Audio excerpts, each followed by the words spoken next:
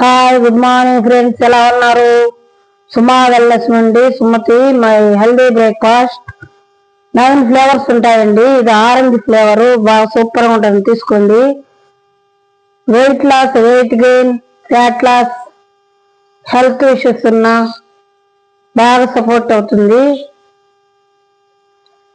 నేను వెయిట్ 85 ఉన్నాను, ఇప్పుడు 65.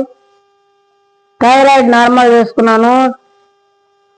Gastric problem, joint pains, migraine తలనొప్పి అన్నీ నార్మల్ చేసుకున్నాను.